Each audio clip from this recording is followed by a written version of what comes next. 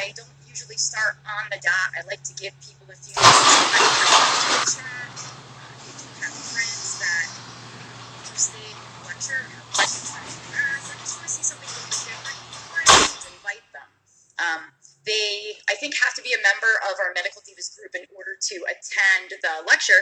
But Mrs. Turner, Tasha Turner, she is my head babe in charge. She's the absolute best. She's brilliant, this woman, and runs things down in Miami. My pleasure, Ms. Turner.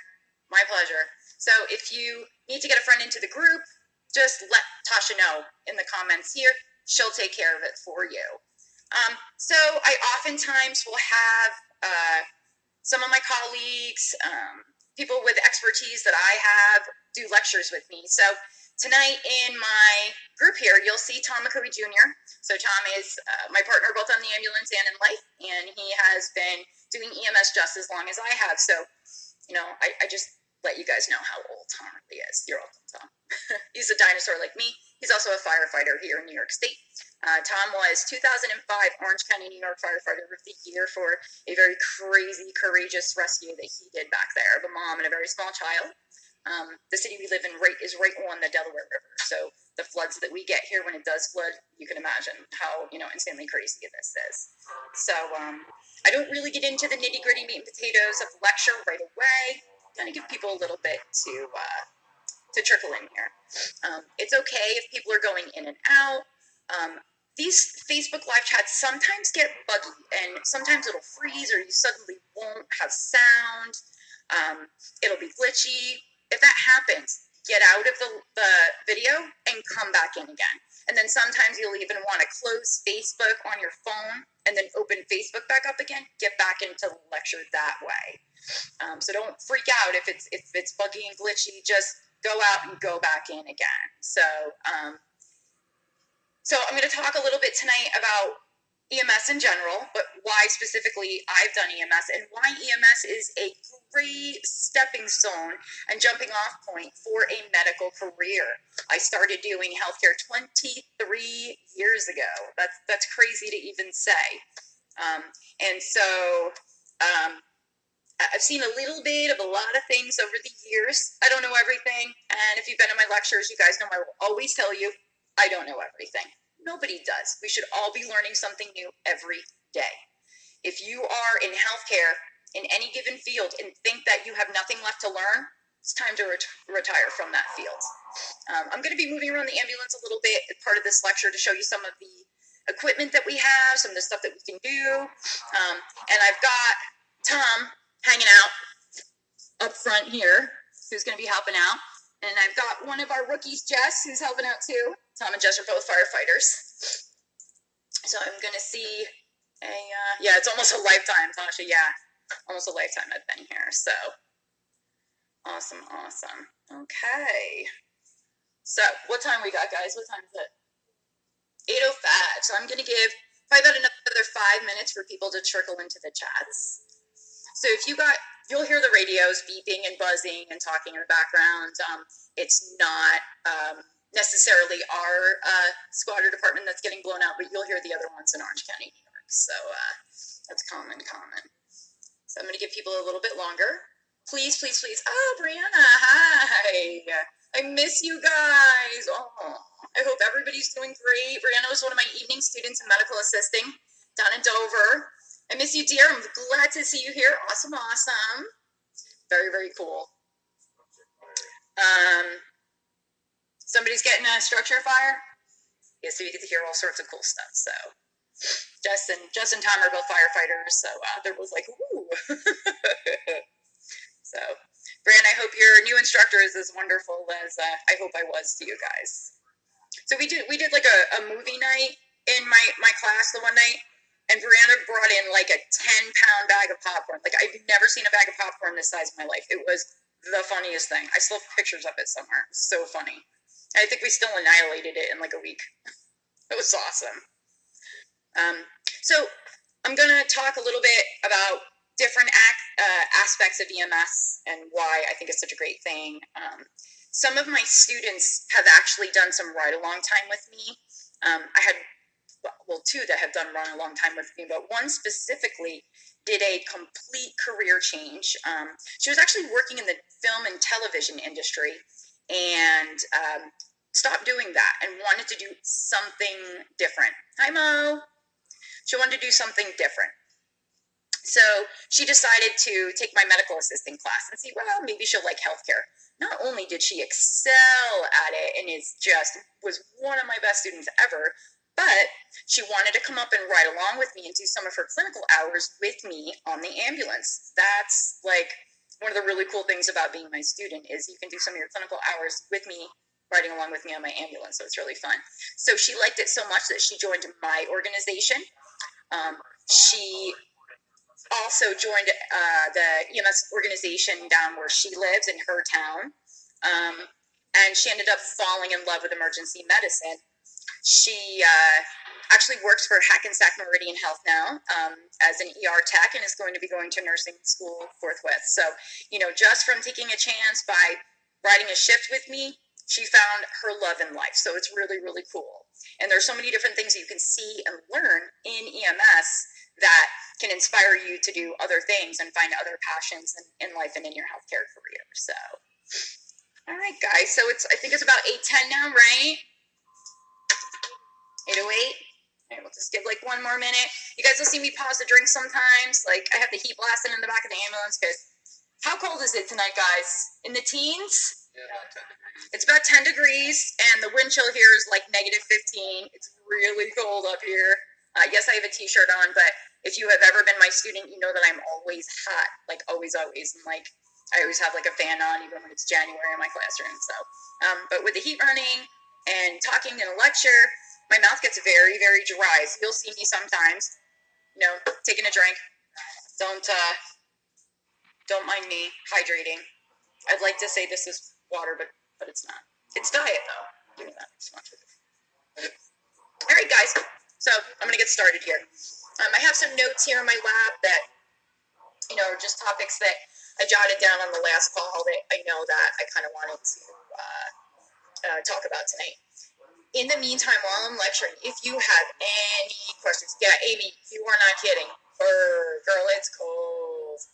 And most of the people that have fallen on the ambulance calls today, it was outside on the ice. So, I mean, my toes froze like several times. Oh, my goodness. Tasha, I'm coming down to visit you. I want that 70 degrees. Oh, my God. That sounds wonderful. All right, guys. So, I'm going to talk a little bit about EMS and how I started EMS and why I started EMS here. In the meantime, if you have any questions, please type your questions in the comments. When I see them, I will answer them. Tom can answer questions as well. He's been in EMT for 100 years as well, so feel free to ask. All right, so EMS is really cool. The best way I can sum up EMS is that we bring the ER to the patient, which is seriously awesome. So, there's a lot of different things that can be done for a patient in the emergency room. Lots and lots of different things. But a lot of that stuff we do here, except at like 50 miles an hour in some places. So, and with a whole lot less space. So, this is the back of my ambulance here. Yeah, doesn't look like there's very much space. Whoever set something on, can you turn it down a little bit, please? You got my thing, or just turn it down a little bit, please. Sorry, guys, we're still troubleshooting, doing live lectures in the ambulance. So you can see I don't have a lot of space back here. It's pretty limited, and there are ambulances that are even smaller inside than this one, and you have to be able to work, in a moving ambulance with other people in the back of the ambulance with you. And kind of have teamwork. Everybody really has to work together in the back of an ambulance. So, but we can do most of the stuff that ERs can do. So that's really cool. So we're bringing the ER to the patient. And that sometimes is the difference between life and death for these patients. So why do EMS? So myself, Jess, Tom, we're not getting paid for tonight. We're actually all volunteer tonight, which means I'm doing this in my own free will. Why volunteer? Because there's nothing like it. There's no feeling in the world like it. I started volunteering actually when I was in high school. I started as a teenager. A lot of squads will do cadet programs, which is cool. So you can join up once you reach a certain age. For my ambulance squad, it was 15, but then later on, we had a 13-year-old at one point. If you guys have seen John Lucas come in to some of my, previous live lectures, he's been doing it forever. He started when he was 15.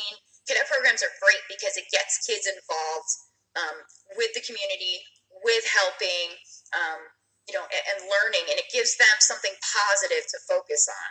And where I live, that's a really great thing. So we don't have a cadet program at this moment, but I'm trying really hard to talk our captain into letting me start one up, because I think it's a great thing for kids. And well, I'm a little biased because both of my kids want to do a cadet program here. So it's really, really neat. And yeah, absolutely. Volunteer EMS, we give back to our community.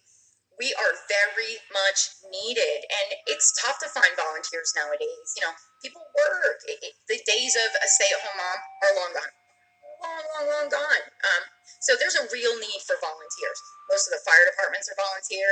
So the fire departments that Tommy and Jess are on are both volunteer as well. John is out in the same fire department as Jess is, and again, he's a volunteer as well. So it's a wonderful feeling. It really, really is. The coolest thing in the beginning that happened that I didn't even realize was going to was that in addition to making friends, I gained a family. So when you're working in emergency situations with people, and now not every ambulance call really is a true emergency. It's not. I would say at least half of them are not. But the ones that are really true emergencies where you're really, really doing some life-saving, you really have to have good teammates and great teamwork together. You watch each other's backs. You're saving a life, but you're also making sure that the rest of your crew members are safe. You all got to work together. You all got to watch each other's back, and to survive situations that are dangerous for everybody, brings you together. So you really do gain family, and it's a wonderful thing. And I find that to be the case on the volunteer fire departments as well. So volunteering is important to give back to the community. And you never know one day when you might need the ambulance. You guys that know me well know I'm a type 1 diabetic on an insulin pump. Please don't feel bad for me and say, oh, poor baby, because do I look sick to you? Not at all. But unfortunately, being a type 1, we get sick sometimes. And I've been in diabetic ketoacidosis a couple of times. And September of last year, 2 days after my birthday, I went into the worst DKA I've ever been in. And unfortunately, I had to call 911 for my squad to come get me. But I tell you what, they took wonderful care of me and did a pretty great job, because here I am sitting today in the back of my ambulance talking to you guys. So that's kind of awesome. You never know when you might need them. And the people who can't afford to pay for an ambulance ride, which a lot of the big paid organizations, they charge the heck out of their patients. The volunteer ones, not quite so much. If they do charge, it's much less, or they don't charge at all. Nava, there's my girl. Hey, thank you for coming. So Nava lives up close to my neck of the woods, and I was telling them not how it's like negative 15 wind chill. It's like 10 degrees here in Port. It's like so not fun. So the people that need the ambulances the most, for the most part, are the people who can't afford an expensive ambulance ride. So, and these people, they deserve our care. They deserve our kindness. And there is a true beauty in helping others and expecting absolutely nothing in return. Guys, most of the time we don't even get a thank you, and you know what? That's okay, because you will come off of your ambulance shift feeling really, really, really good about yourself, about what you're doing for other people. Everybody talks about EMTs and paramedics being adrenaline junkies. Yeah, you know what? I think all of us have a little bit of that adrenaline junkie in us, some way more than others, and that's okay. That's okay. But in my 20-plus year career, I have found that honestly, the most important calls are the ones where you're holding a hand. When you have a patient that knows she's having a heart attack and is feeling that feeling of impending doom. My students, when we talk about myocardial infarctions, when we talk about MI, STEMIs specifically, we talk about with those symptoms, they'll get that feeling of impending doom. I always tell my students, if your patient says to you, I think I'm dying, or I think I'm going to die, believe them, because they're probably right. Okay, so Maybe I've done everything that I can for them. I medicated them, they're on oxygen, we're doing what we can. Holding their hand and reassuring them is really, really big, guys. And sometimes that's the most important work that we do. There are sometimes patients that are not going to make it. There are patients that are terminal that we can't do anything else for. But you know what? Your kindness and your hand holding sometimes makes all the difference in the world. So, yeah, I've been on some pretty awesome, life-saving calls and the adrenaline junkie trauma car accident type calls, and yeah, you know what, they're like a lot of fun. They really are. And when I say fun, it's not that I want people to get sick or injured, but the fact is that they're going to. So I just want to be there when they are. That's the difference. I don't want you to get hurt. I'm going to try and educate you so you don't get hurt. But it's going to happen. You're going to get sick sometimes, but you know what? I'm going to be there and take care of you when you are. So anybody that works in ambulance with me or has worked in ambulance with me over the years will tell you that I do a lot of hand holding. I'm very reassuring, and I'm really good at calming, patients down. Absolutely, Tom. Compassion. Compassion is huge. It's funny, Tom and I had a discussion earlier about, what we call bedside manner, guys, and that's how you act toward your patients. You're going to have patients that will drive you insane. They absolutely will. You're going to have patients that are, making a huge deal out of something that really isn't. It happens. But perception is reality. Okay, although you may not think they're having a big emergency, to them, it's important. Be compassionate. Really. Oh, there we go. Sorry, guys, I lost you for a minute there. I'm back. So, yeah, we're going to come. You guys can't really tell because Tom was in the front seat of the ambulance, but Tom is actually 6'5" and like 280 pounds, and he's got like huge broad shoulders. He's a big dude and can be very looming, but he's very soft spoken. We call him the gentle giant, and he is actually one of the most compassionate people with the most beautiful bedside manner to his patients that I've ever met. He's amazing with it. He really, really is. He's fantastic. So, hand holding, guys, comfort, offer a blanket. Don't tell your patients it's going to be okay. Don't tell them you'll be fine, because you know what? You don't know that. What you tell them is, I'm going to do everything I can for you. Or my favorite line that I'll tell either the patient or the scared family members is, listen, they are in great hands. You are in great hands. I am here for you. You're in good hands. It does make them feel better.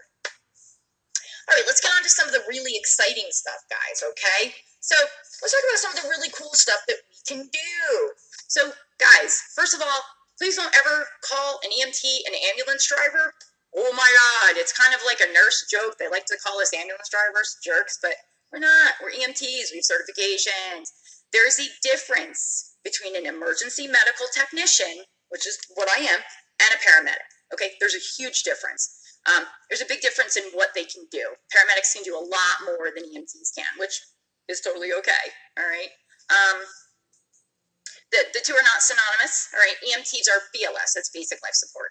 Paramedics are ALS, that's advanced life support. So those guys are almost like the emergency room plus the OR. They bring it out on their bus to you, where we're bringing you the ER. So let's talk about some of the cool stuff that EMTs and medics can do. So EMTs. So now, in New York, I can do more than I could in New Jersey. So your scope of practice, the things that you can do, differ from state to state to state. The certification hours, the different types of certifications. In New Jersey, it's EMTs and paramedics. That's it. In New York, it was like EMT, EMTI, critical care EMT, paramedic, critical care paramedic. Like, there's way too many certifications. But overall, we can do much more in New York than we can in New Jersey. Pennsylvania's got different rules as well. So, yeah, the two are not synonymous, Tasha. Exactly. Carolina, hi. I think last time I saw you, I was like 60 pounds heavier, so hi. Okay, so let's talk about a handful of the really cool things that I can do as an EMT in the back of my ambulance without having to have somebody babysit me. That's a good thing. So I can give epinephrine injections for an anaphylactic reaction. So who can tell me where I might give an epi injection, what type of injection it is, and what anaphylaxis is? As soon as this catches up with Nava, she's going to be like typing fast, typing violently. Tom's like, you type and cook violently. I do. Are you? Okay. And Tom says he's lagging behind me, but that's okay. When this catches up with you, just type in what you think the answer is, where I would give an epinephrine injection, what type of injection it is, and what anaphylaxis is, why anaphylaxis warrants something like an epinephrine. So there's actually quite a few meds that we can give in New York as EMTs that they can't give in New Jersey. So epi is one of them. Now, paramedics can give all that stuff, but BLS EMTs can't necessarily in New Jersey, but in New York, we can. So this bad boy here is my jump bag. This thing weighs like more than my 13-year-old daughter, I swear. It's so freaking heavy, so I usually make Tommy carry it. He's the best. So inside this bad boy, I have a little bit of everything. But the thing I'm going to pull out now is this bad boy. So this is my medication bag.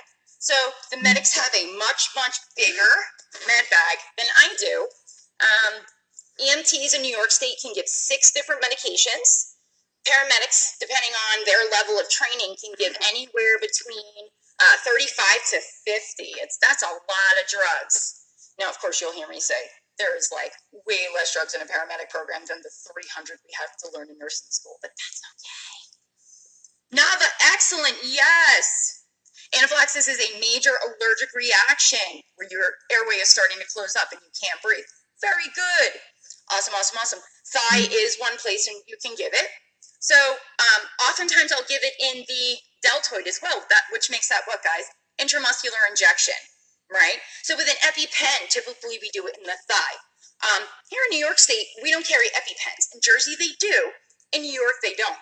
We carry this bad boy. So this is called a check and inject kit. And inside here, you can see on the other side, there is syringes, needles, Band-Aids, alcohol swabs, and yep, little vials of adrenaline, which is also known as epinephrine. So we're going to draw up. We have to call medical control and say, hey, I've got a patient that I think is warranted, just an anaphylaxis and allergic reaction bad enough that I give her epi. So now epi is really, really an awesome drug, but it has a very, very short half-life. This drug only works for about 8 minutes. So all it does is buy you a little bit of time to get you to the hospital. I can give 2 of these to a patient in the field. So that doesn't give me very much time to get to the hospital, right? That's where Tom comes in and clicks on the lights and sirens and hauls it to the hospital. And yes, it is fun to run lights and sirens, but please keep in mind, if you do so, it's actually more dangerous and you have a higher chance of an accident than if you run without your lights and sirens. Food for thought, okay? So be careful where you're actually going to use them, okay? So those are our New York check and inject kits. These are really, really cool, and they make life much easier. So my medical assisting students, see that? The skills that you learn in medical assisting, you can use them on the ambulance if you do EMS in New York. Just saying. So we can give nebulizer treatment, breathing treatments. So we give albuterol, okay? So that goes to the mask and oxygen, and you'll see it kind of mists. It almost looks like a vape, except it's not really a vape. It's a neb. But it'll open up the airways. Albuterol is a bronchodilator. It opens things up and lets the patient who has a constricted airway, typically from asthma, COPD, stuff like that, will help them breathe a little bit better. So we do that as well.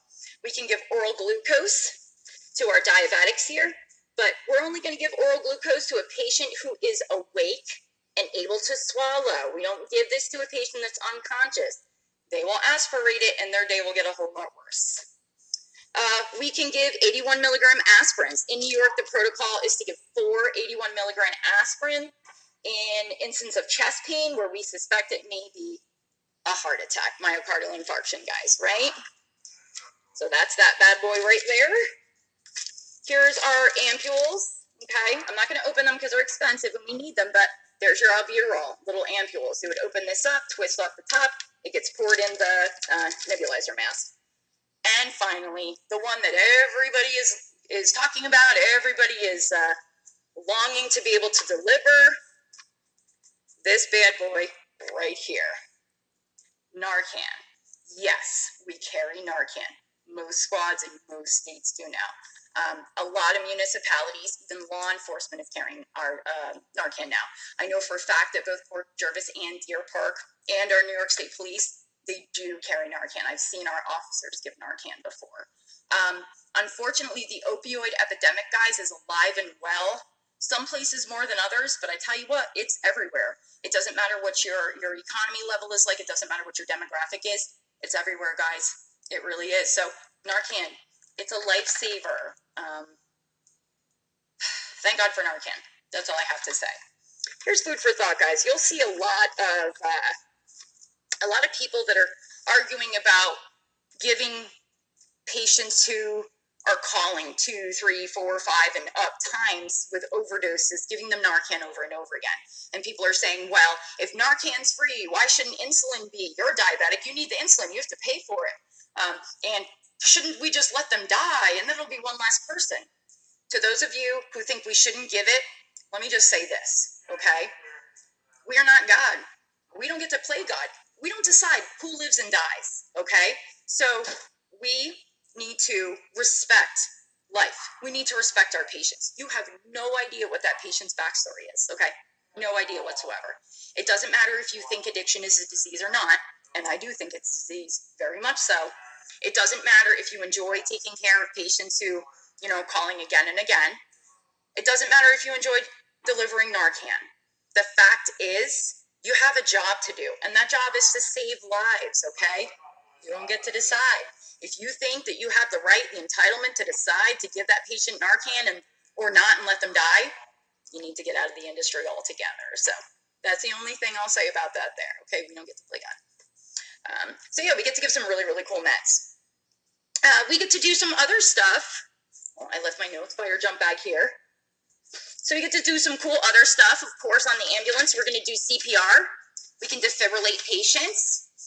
My students, what rhythms can we defibrillate? What rhythms can we not defibrillate? And most importantly, can we defibrillate asystole? Can we? Okay, so we can do CPR. Done a lot of CPR in my time.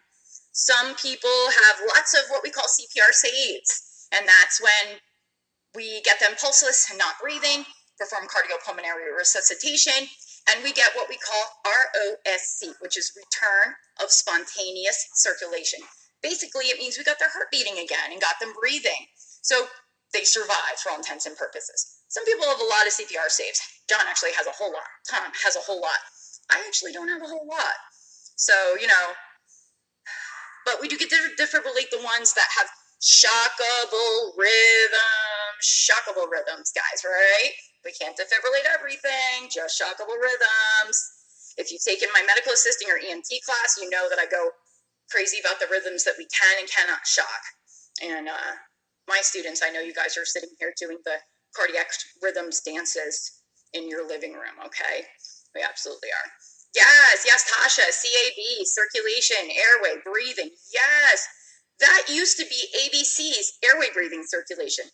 We've changed that now. We're going to check for a pulse before anything else, and we're going to focus on circulation. Make sure that heart is beating, and if it's not, we're going to do CPR to make it beat for them before we're looking at the airway and whether or not they're breathing, and ventilating that person. So yes, Mrs. Turner, thank you. Absolutely. Trauma. Listen, any EMT, any paramedic, any firefighter that tells you they don't have a little bit of adrenaline junkie in them is lying. They're lying, okay? It's fun, this stuff.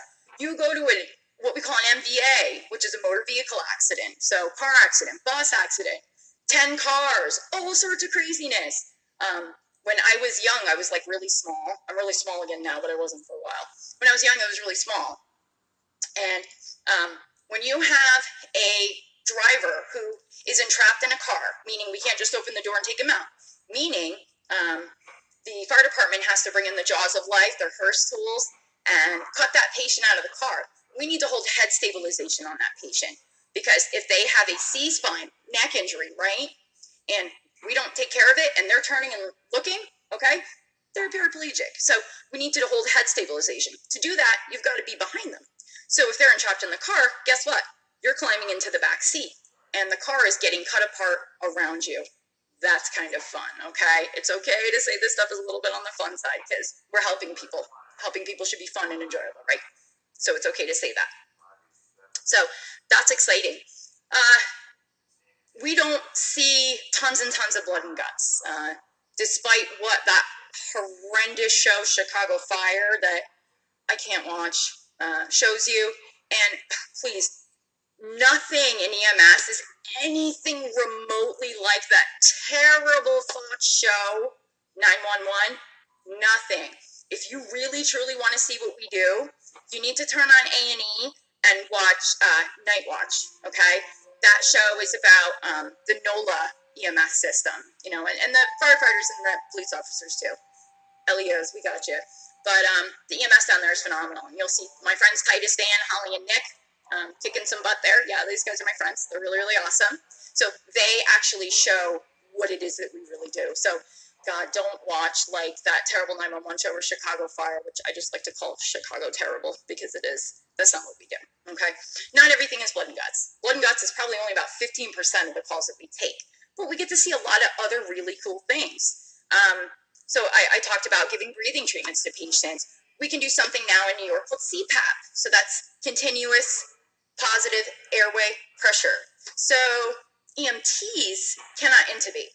Medics can, and I'm going to get into that, but EMTs can't. But we can do CPAP now, which is like just a step below intubation. It's wonderful. It saves lives. It's much less invasive. It's probably my favorite thing that we're able to do now, because it makes a huge difference. It's the best thing. I love it. And guys, you know what? You know what else EMTs? EMTs. We don't need paramedics for that. Can do? We can deliver babies. Yes, I have delivered 2 babies in my career. And what's really funny about it was that it was when I think I was 21, 22 years old, and both births happened 2 weeks apart from each other, and like I didn't do it again after that. So it's kind of funny. But yeah, guys, you can deliver babies in the back of the ambulance. It's kind of crazy. The thing that I found about delivering a baby that I kind of didn't expect was how easy it was. Typically, if you have a mom in labor that calls 911 because, well, she's in labor. Let me scroll back up. Mo had a question. Mo asked, do you shock AFib? Mo, that's a fantastic question. I love it. So no, we don't shock AFib. But what EMS can do, so if I had a patient that was in a rapid AFib that was symptomatic, so say that patient's heart rate was, pushing 180s, that patient was not feeling well, they were showing signs of increased or decreased cardiac output, right? We talk about that in EKG interpretation classes. Yeah, Tom, we can shock VFib, not AFib, right? So with AFib, what I can do if I have a patient that's really sick with a rapid AFib is I can call ALS. We can give medications for that. We can give something called adenosine. I always give my students this funny little meme on a piece of paper that says, that shows a vial of adenosine, and it says, have you tried turning it on and turning it back off again? Which is like the funniest thing ever. Well, I think it's the funniest thing ever. So pushing that medication is a chemical cardioversion. So we can't shock them, but we can cardiovert them. The other way you cardiovert them is kind of with a shock, but that's called synchronized cardioversion. Yes, paramedics can do that too, but that's more often done in the emergency room. So while we can't defibrillate them, we can cardiovert them with ALS help. So that's actually kind of cool. Guys, I have a YouTube channel that is completely dedicated to clinical instruction. Any of my videos you'll find there. You'll find a whole slew of information. It's great for studying. And I actually have videos in the EKG playlist on my YouTube channel, which, Mrs. Turner, if you could just post the link to my YouTube channel in the chat, that'd be awesome. One of the videos I do have is videos of people getting adenosine, people that are getting chemical cardioverted. So it's really, really interesting how that works. And when Mrs. Turner does EKG review courses, she'll teach you all about that as well. Adenosine's really, really cool. So great question, Mo. Thanks so much for asking that one. So yeah, we can do some really neat things. So I'm totally glad Mo asked that question when she did, because I'll talk to you a little bit about medics. So paramedic is extra schooling. It's a whole lot more hours. So those guys are more advanced. But in order to become a paramedic, you gotta be an EMT first. So you learn your basics and you go from there. So These guys can do some really neat stuff. They can needle decompress the chest. So if you've ever watched like Grey's Anatomy, I know most of my students are Grey's Anatomy people, just like I am. No, I'm making a video. Most of the people are doing, that was my captain, sorry, that are Grey's Anatomy junkies like I am.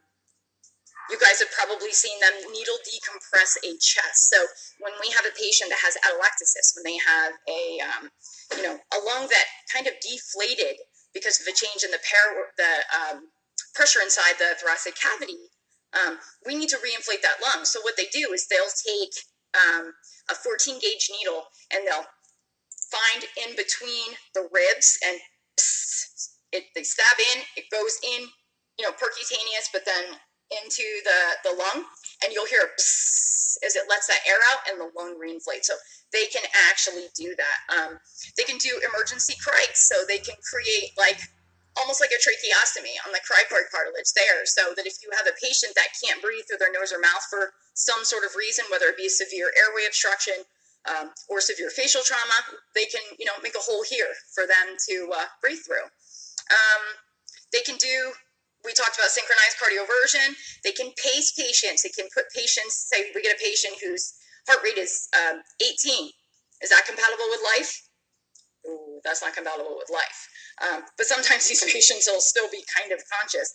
Well, they can actually put pads on the patient's chest and their side or their back that delivers that little bit of electrical activity, just like a pacemaker would, but through the skin, through these pads, and we call that pacing. So they can put pacer pads on and actually pace the patient's heart rate, pace it for them until we can get them to the hospital and get them in the operating room to put in a permanent pacemaker. So it's really, really cool. So they can do A pacing, B pacing, and AB pacing. Really, really neat.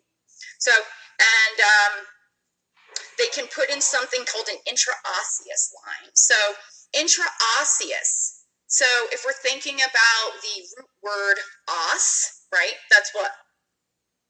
Bones, yes. So that's bone. So intraosseous is actually a line, kind of like an IV, except we drill it through a long bone. So say, typically we'll use either the humerus, good strong long bone, or the tibia.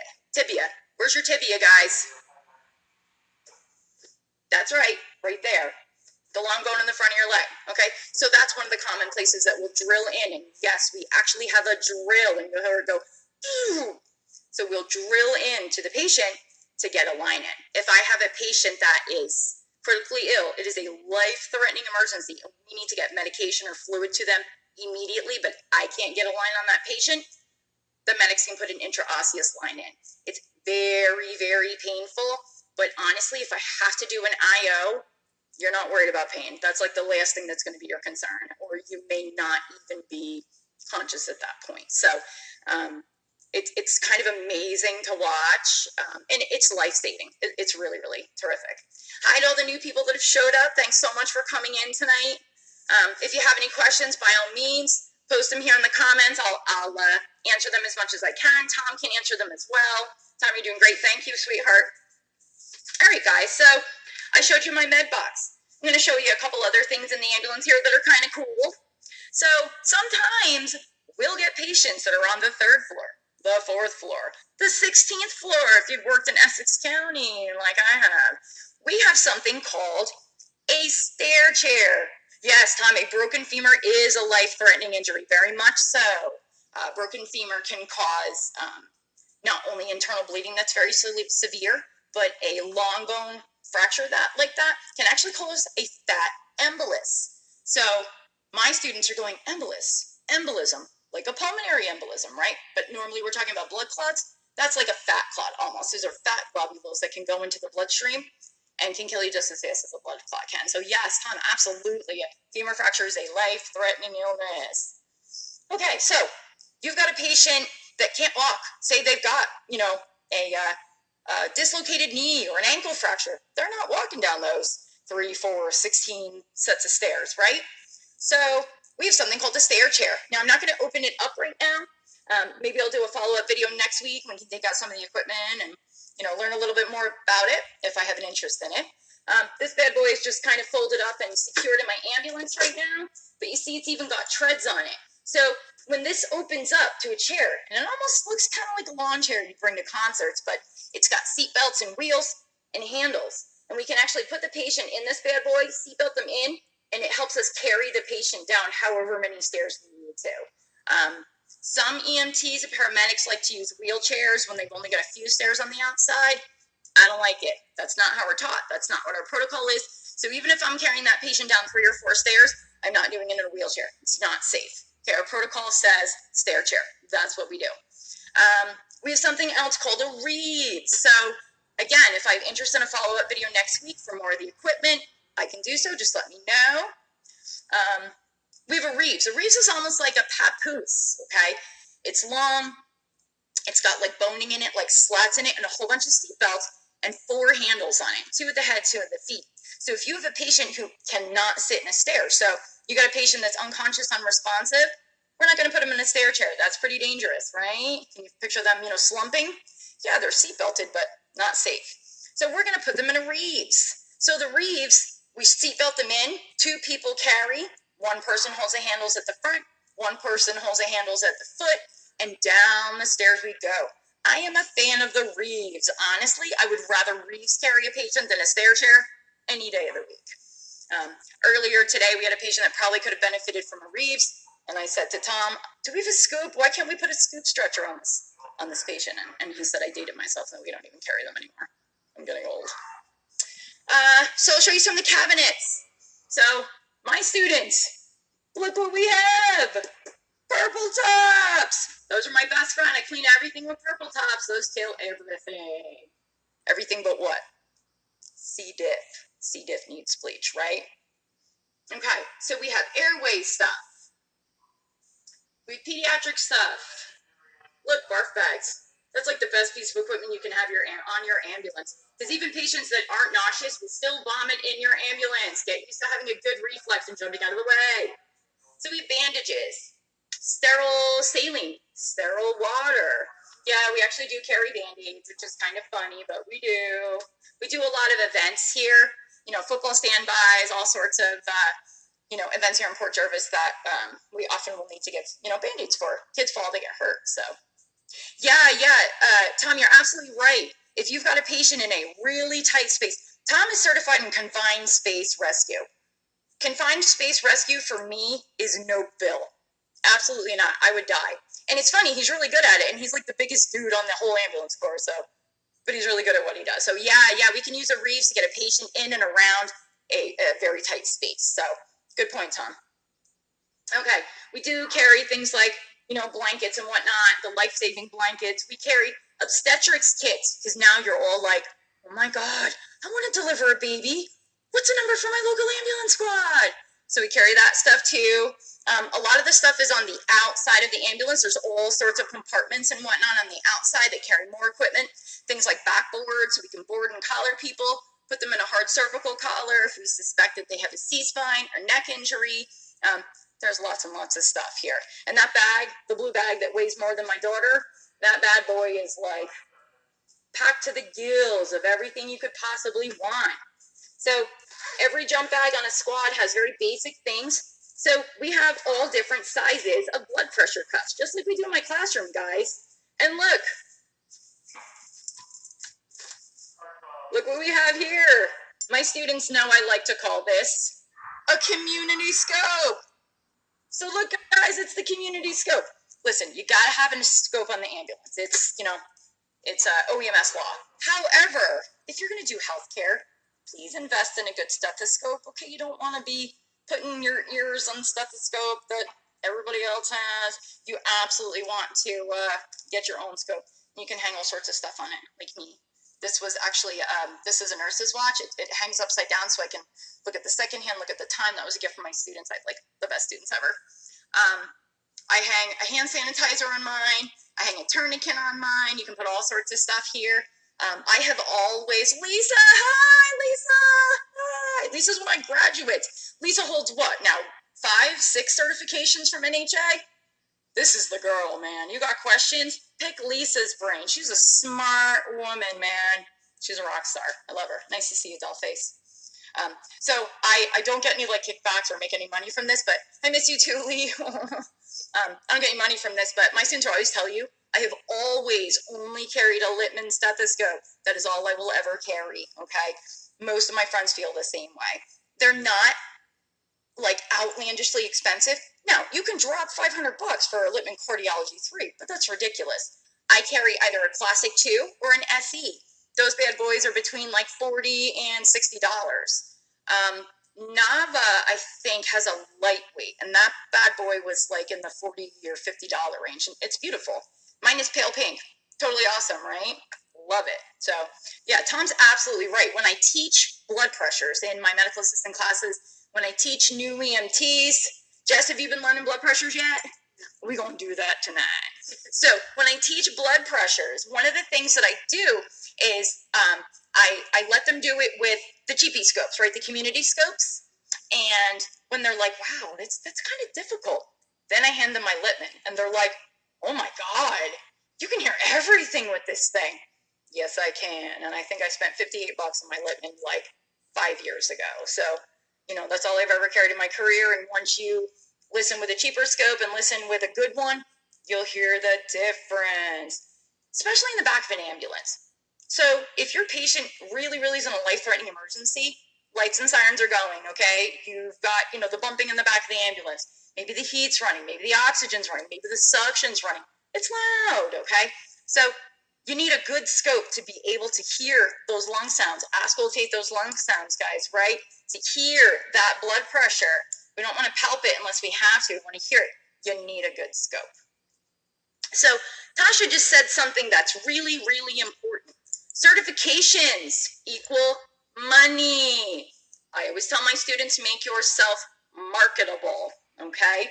So what's awesome about doing EMS? Well, first of all, if you're not really sure EMS is what you want to do, most volunteer organizations, and a lot of places have volunteer organizations, some of them are part volley, part paid, like my organization here. So my crew tonight includes Tommy and Jess, which are volleys like me, and another guy who's a paramedic, and he's a paid guy.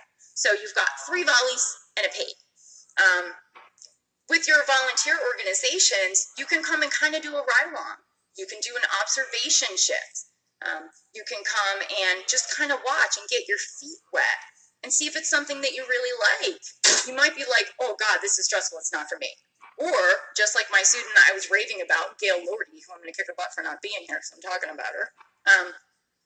Gail came up just to see if she could hack it, see if it interested her, and she fell in love and like never looked back. And now she's constantly riding on the ambulance, working in the ER. So you never know, you might find it.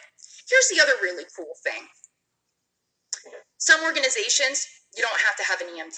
They'll just have you have your BLS certification. So, you know, CPR, AED, or defibrillation, and basic first aid, and you can still ride. So that's kind of awesome because you can volunteer and learn. It's like a free education and not have to shell out a whole bunch of money for a cert. Here's the other thing. Most, not all, but most volunteer organizations, guys, in pretty much every state will pay for you to go to EMT school. Guys, EMT school is anywhere between $1,500 to $3,000, depending on what state you live in. If you commit to a volunteer organization and do your volley duty, most squads you got to do like one night a week and then like one weekend day a month. So Tom and I, this is our Friday night date night thing. So we get away from the 6 kids that we have. So it's our timeout, right? And they'll pay for your EMT school. So let's review this. So you get to learn for free stuff that like you can't pay to learn, staying in the back of the ambulance, stuff that you can't even make up that happens. Okay, if you've taken my classes, you know I do not tell war stories, that we call them war stories, of great heroic rescues. No, I tell the stories of like the Charlie Foxtrots that were going, did that really happen? Okay, that's invaluable. You can't put a price on that. You get the education for free. And then they're sending you to school for free for a certification that will make sure that you always have a job. Guys, an EMT card means you will always have a job. There's always an EMS organization anywhere you live in the world, so you will always have a job. And yeah, Tom is absolutely correct. Volunteer EMS is hurting for volunteers terribly. And it's so important to give back to your community, guys. There's so many communities that can't afford the big spots. We don't even have paramedics all of the time because we don't necessarily have a lot of resources in our area. So they really need us. And so what we do here is so important. And again, it's not always the life-saving stuff. Sometimes it's the hand-holding and whatnot, and that's really, really important. So, if you commit to ride on a volley squad, they pay for EMT school. Guys, you can't beat that. You really can't. And doing EMS duty, doing, medical assisting program, you'll have knowledge and experience that if you decide to go further in your medical career, into things like nursing, physician's assistant, med school, wherever you're going to go, guys, you're going to have a leg up above your peers. Doing EMS and doing medical assisting meant that nursing school was so much easier for me than it was my peers. Now, nursing school is not easy, like by any stretch of the imagination, but it was so much easier for me than my peers. So food for thought there. Free school that will give you a certification, a card. Oh my God. And remember, if you're thinking about becoming a paramedic, doing the really advanced stuff, doing critical care paramedic, stuff like that, you have to be an EMT first. Tasha's absolutely right. There are things that a textbook cannot teach you. In any clinical program, what you learn in school tends to be kind of different than what you're doing in the field. And it's the same thing here in EMS. Yeah, there are protocols that we have to follow. Absolutely,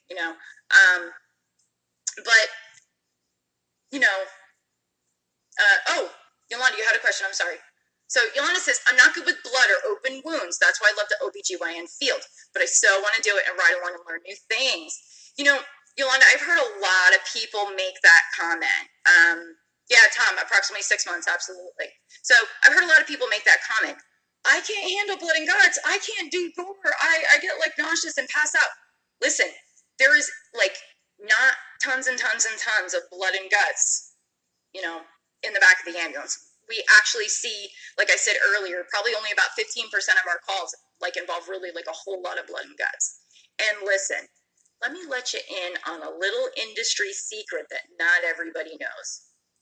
Every healthcare provider, every EMT has that one thing that they cannot handle, okay? If you are my students, what is that thing for me?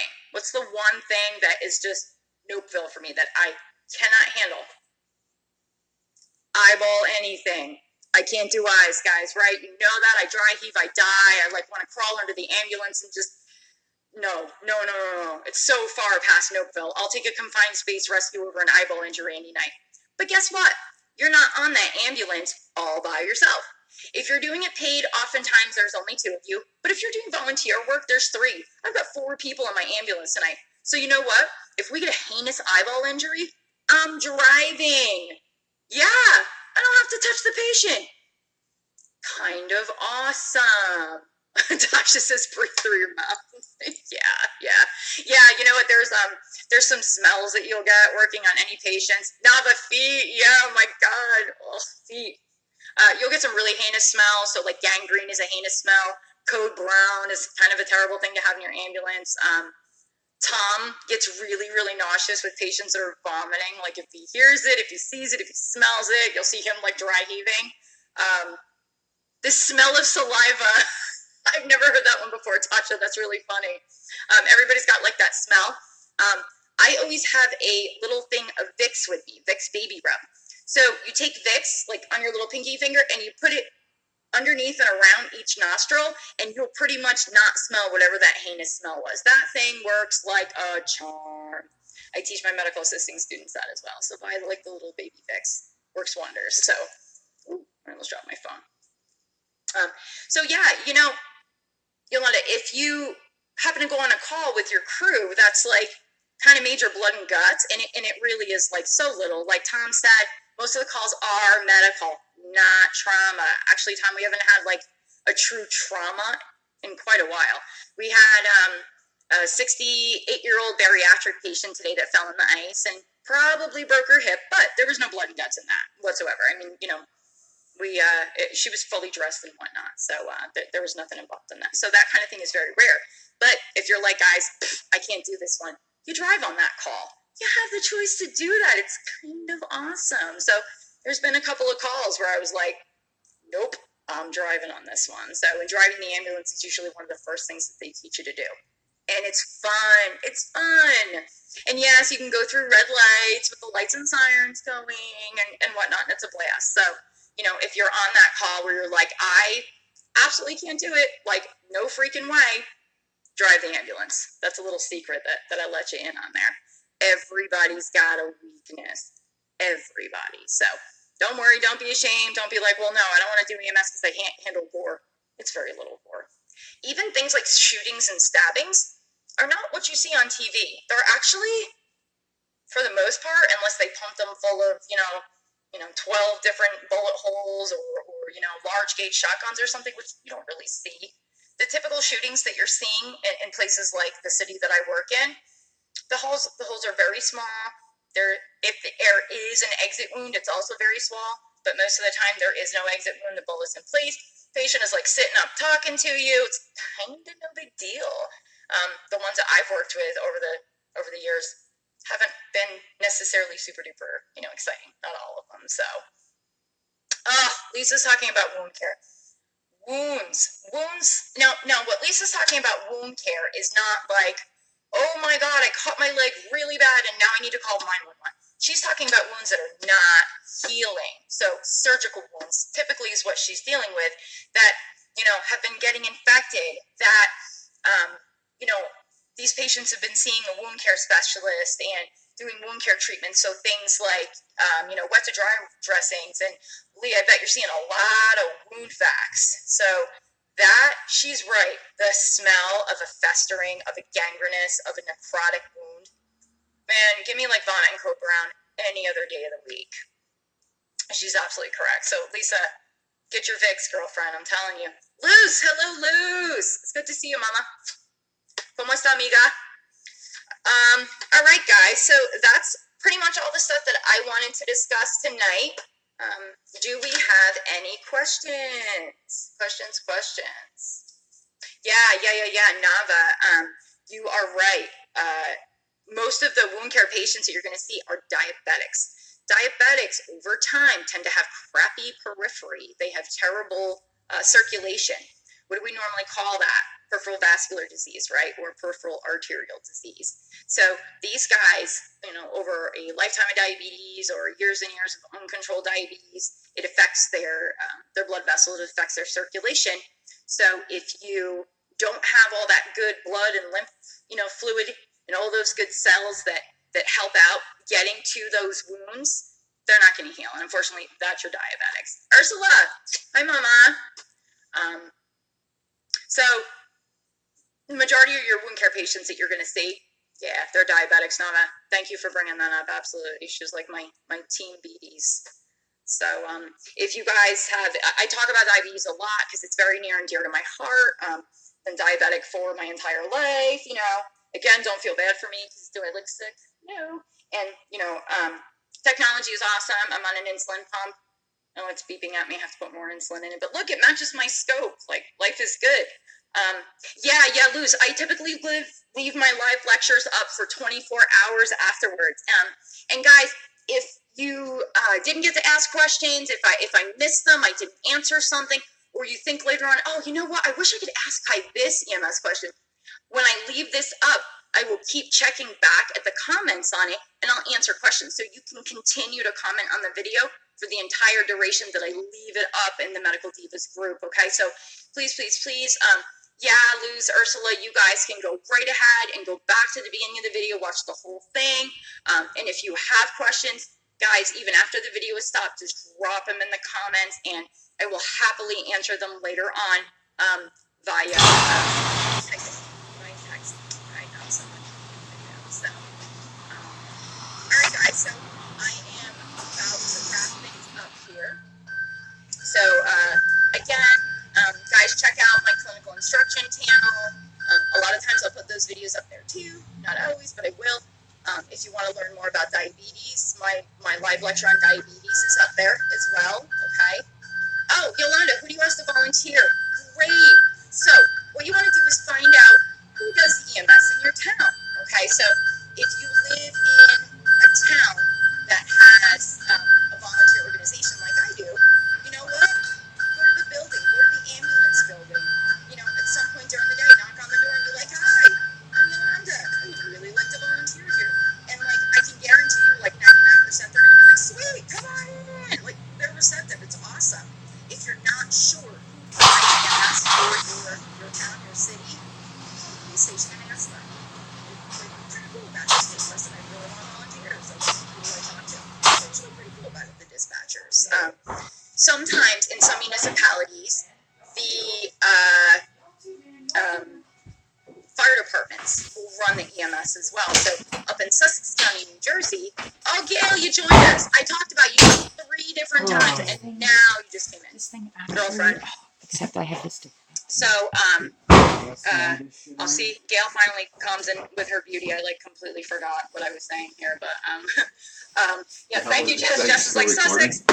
If you go to Sussex County, New Jersey, it's Hamburg Fire that also does EMS.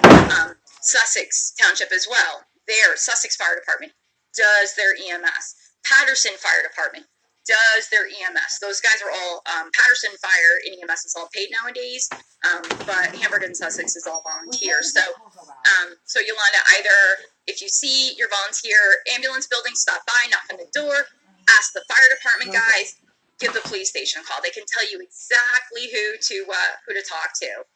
That was a great question. Thank you. And I actually did want to cover that. So thank you for reminding me to do so. Yeah, so guys, check out my clinical instruction channel. It's www.youtube.com/c/that clinical instructor. No spaces in it. Check out the Med Miami page. Tasha will post a link in our group here for you to check out the Med Miami page. Look for further instruction videos. Also, guys, if you want to see follow-up video on EMS and see some more of how the equipment works, a little more of what we do, please let me know in the chat here. Also, if you have other topics you would like to see live lectures done on, let me know. Shoot me a message. Drop ideas here. Send Tasha a message and say, hey, I'd like you guys to do a live lecture on this topic. Like I said, I have one on my YouTube channel that's all about Diabetes 101. I've done them on interviewing skills, on how to write a good resume. Tasha does a phenomenal live lecture on resume writing. She will teach you how to make yourself marketable. Because, guys, we're doing healthcare so that we can help other people, right? But we're also doing it so we can feed our families and give them all better lives. This is why we do it. All right, guys, thanks for coming. It means a whole lot to me. It was so nice to see all of you. It was nice to see my students. I miss you guys dearly. If you missed most of the video, I'm leaving this up for about 24 hours. Go, right ahead, go back and watch the whole thing. Gail, you can watch me talking about you. Oh, you weren't here. And feel free to ask questions going forward, guys. I'll keep checking back in.